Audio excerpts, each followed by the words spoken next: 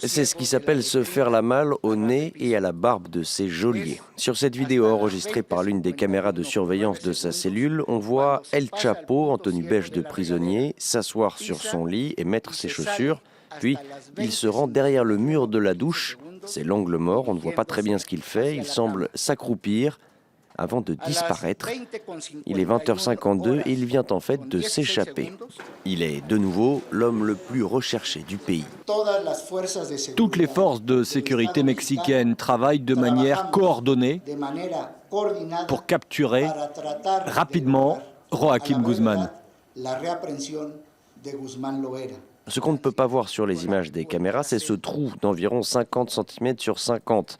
Un trou qui mène à ce tunnel d'1,5 km creusé à 10 mètres de profondeur. Un conduit éclairé tout du long, équipé d'un système de ventilation et d'une moto installée sur des rails qui servaient à extraire la terre et acheminer du matériel.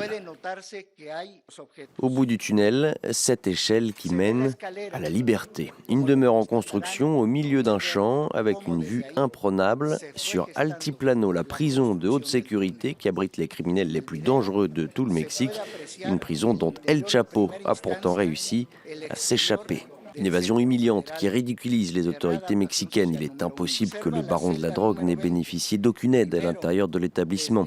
Le bruit des travaux pour creuser le tunnel aurait dû éveiller les soupçons. 22 employés de la prison sont actuellement en garde à vue.